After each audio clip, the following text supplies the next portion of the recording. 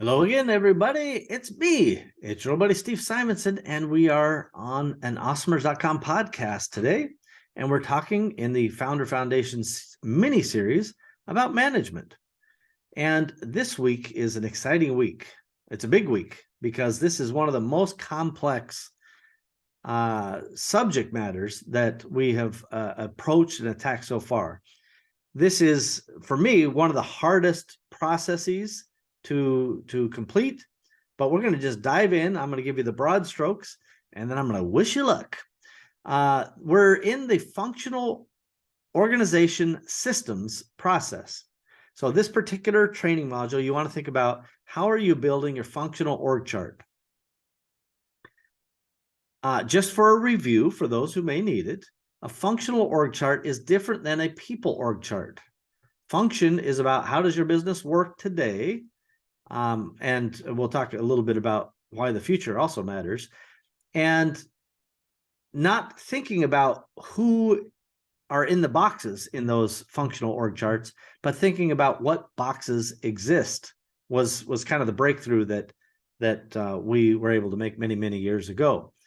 And so one of the premises here has to be that you understand this idea of, what you might consider dual vision, right? You have to think about today, but it's the future that you're planning for, right? So you all have already come up with your strategic objective. Woohoo! High five, great news. The next mission that you must pass is developing a functional org chart that will get you to that big picture vision.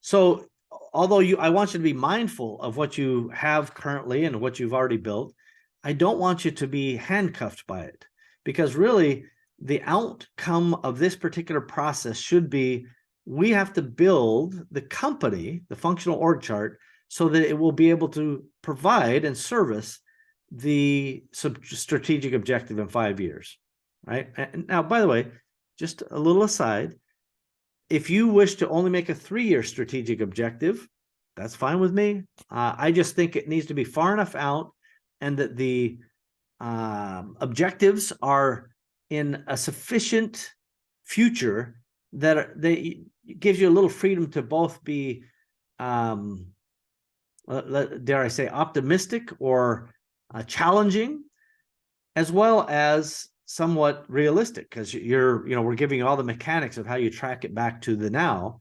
And if you say, well, I want to be $100 million business by the end of this sentence, you're going to have a problem, right? Assuming you're not doing 99.9999 million. My whole point here is that you're taking the now as contextual background, but you're planning for that bright future that you've already painted for yourself. And ultimately, all of this is about the engineering to get that thing to come true. Once you've developed the functional org chart to define the different functions in your business, you are then going to start putting people's names in those boxes. And then you're going to actually have to start dealing with what are those positions called? And do you have some sort of position accountability or position statement that will bring credibility, not just to you as a management team, but clarity for the employee so that they know exactly what they are intended to do in that particular role. So this is a multi-layered, kind of complex process, but I'm going to just go through some of the highlights with you so that you get the gist. Now, again, to call your attention, I mentioned it in a prior episode, but I've done a little bit of sharing on this in the past, actually more than a little. If you search past episodes of Awesomers for functional org chart or any of that stuff, you will find past episodes where I go into much more detail than I can go into here today, including the systemforsystems.com has kind of a generic functional org chart that starts on the left-hand side with business development and the generation of business, all the way through to the other side where it's finance and accounting, where you're basically counting the beans, and everything in between is the execution and the value add that happens in the middle of your factory. my point is, you don't have to do this all by yourself. I've given you a little bit of a cheat sheet, but I would encourage you not to get too excited or too locked into the example that I've shared, because yes, I think it's highly relevant, especially to e-commerce companies, but you may have a manufacturing company, a distribution company, or service providing company that needs, significant structural changes. Feel free to change it. That's the point. You should make it align with your objectives. You should make sure that it represents your reality with some guardrails, right? There are things that I will tell you that are really important, things about title inflation and hiring people with big fat titles too early. Big mistake. The title that you use should be thought through. If you just make everybody a chief of this and a vice president of that, it becomes a real big problem real fast. And in every case I've ever seen it, including cases where we've screwed it up, we regretted it and we had to undo it. And it created not just hurt feelings and often ill will, right? When there's there's some reconciliation of the reality that is at hand. Like, we have to fire somebody because they thought they were the vice president of this, because we got a little title happy because they weren't qualified to be a vice president. They were really no more than a manager. And so thinking about your different levels from, a typical associate to a, assistant supervisor to a supervisor to assistant manager to manager to assistant director to director, and on up the chain. That is something that I think entrepreneurs hate to do. At least that's me confessing, as usual, and something that I don't put a lot of value in. And I know I've talked on this subject before, but for those of us who are founders and own and operate the company, we don't care about title because we make the titles up ourselves, and we appoint ourselves as, galactic commanders. That's my new title. So forget CEO, I'm galactic commander. And you can just send my checks to my new address in space.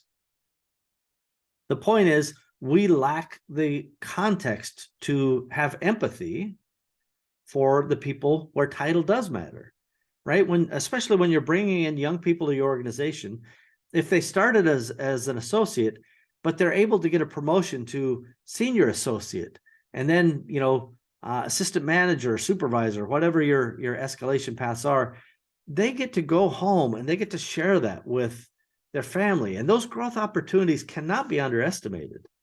And the value that the folks have.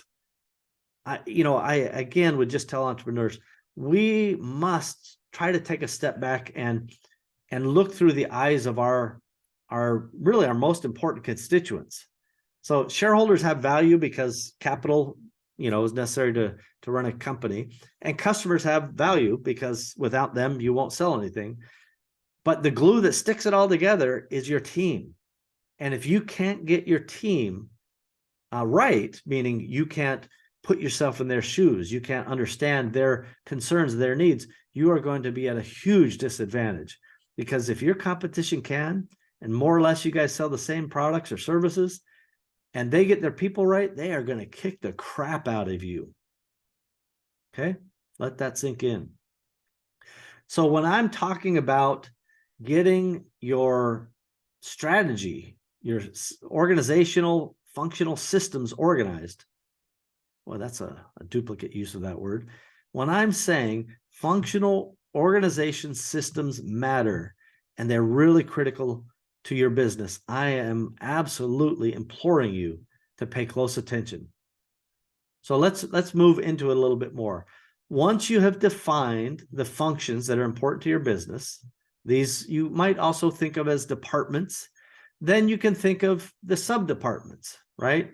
These might include things like, finance has accounts receivable and accounts payable, or marketing has, PPC and has copywriting, just as a couple examples. Warehousing has receiving and shipping, right? Two different sub-departments in the same core big department. So your objective is to kind of break these down. And here's a hint: you just did the systems and kind of systems diagrams for all the systems in your business. It's probably going to match a lot of that. These things are highly overlapping. And so if you've done the work in our prior lesson, you will know some of the systems and some of the functions that exist in your company already. Now it's just a question of how you diagram them all together and see how they are all integrated.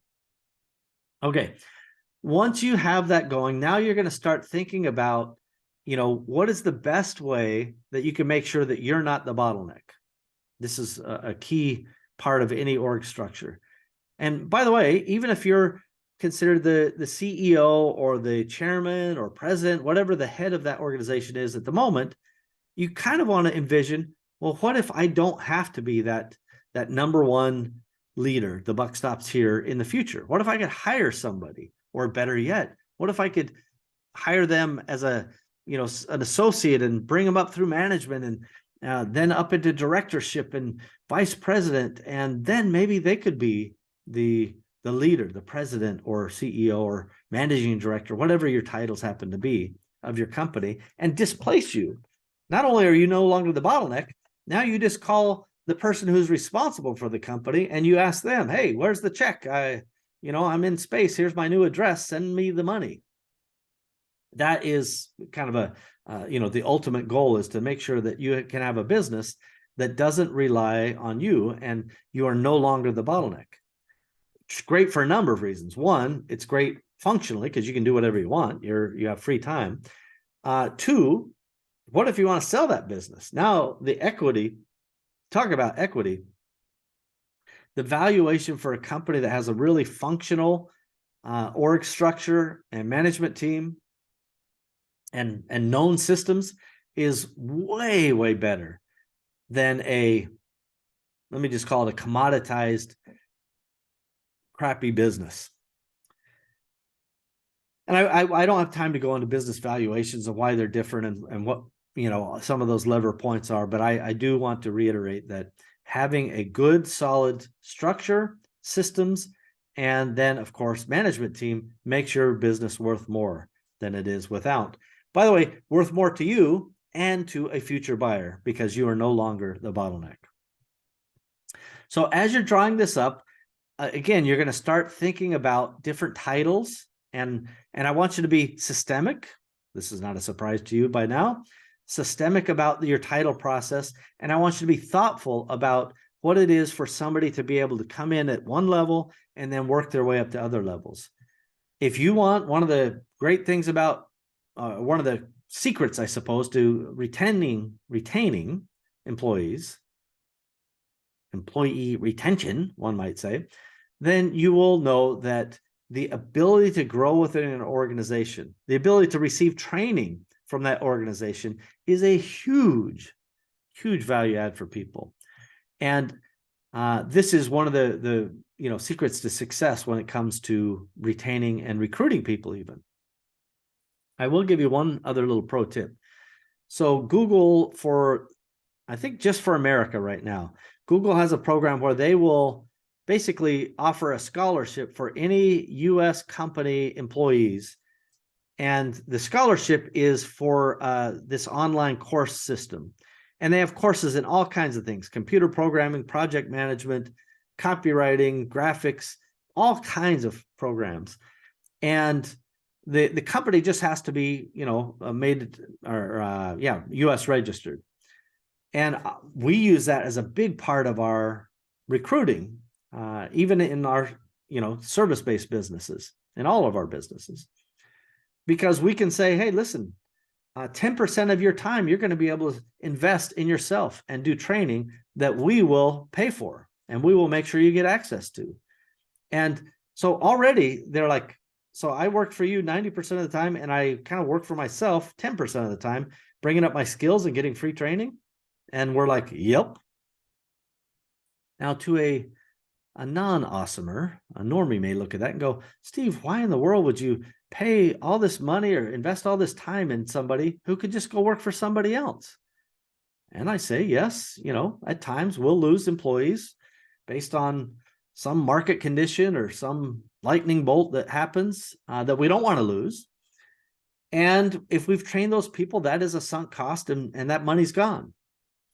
But as the old Zig Ziglar used to say, what if they are not trained and they stay? Yeesh, that is not what you want. So it's a good investment. Investing in people is ultimately a big part of this whole Founder Foundations miniseries. And this template and blueprint is designed to give you the ability to find out not just how to engage with your team. And by the way, if you're one of the team members listening to this, you've already been given a great gift from your leadership team. Whoever made the decision to say, you know what, we want you to help us build this system and this management training, and you're a participant in the assembly of this thing for our company, that is a huge compliment to you. And that means that they trust you and that they want you to go far with this company, and all of the fruits of that, both from a career standpoint and financial and so forth, all of that kind of follows as skills are brought up. So the other part of this is where the rubber really hits the road. So diagramming your functional org chart is not that hard because you've kind of did the work previously to this. But now you've got to turn each of those boxes and positions into some sort of like an employee contract almost. Now, I like to refer to people as team members. Employee, employer is a technical term. It's, legally accurate. But, everybody who's on the team, I'm kind of the coach or the cheerleader. And I just want everybody to work together as a team and really know that we're all on the same team and we're all running the same direction with the same objectives. That's, a metaphor that seems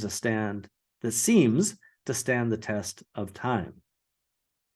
So now you are kind of going from a functional org chart into a personnel org chart. Remember that your objective is not to document what you're doing now, is to forecast what this looks like in 3 years or 5 years, whenever you've set that future strategic objective date. And holy catfish, that's when things get rough. Because now you have to start thinking about, okay, I'm doing $2 million today, and I want to do 20 million in 5 years. I've got, one part-time copywriter. How many copywriters will I need to 10x my business? Is it that part-time copywriter is working half the time or 3/4 of the time now, or maybe 1/10 of their time? So one full-time person could handle 10x the volume.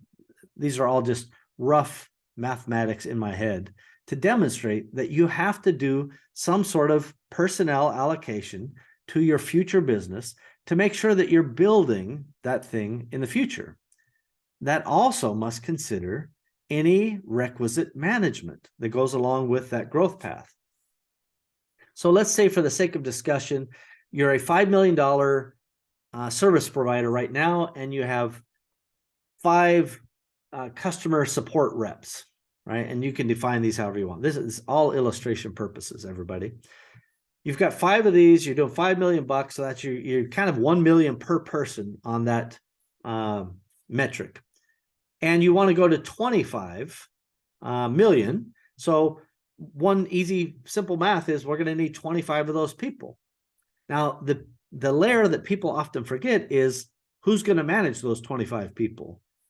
Because it's not one manager, certainly not the person who's managing them today. There needs to be probably at least 2 managers, maybe 3 managers. So let's just assume that we round it down to 24 so Steve can do the math in his head. And we say we're going to hire 3 supervisors or managers, whatever nomenclature you're using, to manage these 3 customer support groups. Group Alpha, Bravo, Charlie. There's 8 in each group. There's a management person who's responsible for all those people and maximizing their success and outputs and metrics. And then they're reporting to some person above them. You cannot forget management levels. And I know I have my friends there. They've got words like holacracy and free range personnel, and nobody reports to anybody. So, we're all happier and blah, blah, blah. Like I dismiss all of that. Somebody's accountable. There should only be one boss that a person has. You cannot have, this holacracy idea where everybody has to go into a meeting and 6 people either approve or criticize the work that they've been doing. That's insane. Management by committee is a non-starter with me. It will never work, and you're stupid if you try it. Is that clear enough? Okay. Now, that doesn't mean we don't have groups of people where we discuss things and we argue about things. And I totally approve of the Jeff Bezos concept of management in this regard, this specific one, which is, let's argue it out, let's fight it out, even if it does feel conflicting, and then disagree and commit with whatever the commander says. Right? There's somebody at the end of that who's accountable to make the decision. And whether you agreed or not, we're going for it. So if you disagree, fine, but commit to it. Because if you turn into a saboteur on this, it's not going to work for you long term, and certainly won't work for the company either. And everyone's alignment to those objectives is critical. So now, you're past the functional, and now you're into trying to make a, org chart. And all of these things are like, they start with what objective do you want to accomplish, right? And so if they're the CEO of the organization, it's like, well, they're responsible to deliver on the strategic objective, right? And then you kind of get farther down the line, and you may say, well, somebody who's in customer service, well, they need to support our customer inquiries and deliver on our service level agreement. And that's kind of just a generic statement to get the ball rolling. Next, you'll get into the details of that particular employee contract, and you'll start thinking of the types of things that position requires. What time of day do they need to do things? For example, if you're in a warehouse and UPS ships during the certain hours, you better have your shipping person work during those hours. That's relevant. If you're in customer service, you need to have certain hours of coverage to meet your business objectives. That's relevant. So timing can be a factor. It could be skills that are required. It could be any number of things. But this is how you build an organization.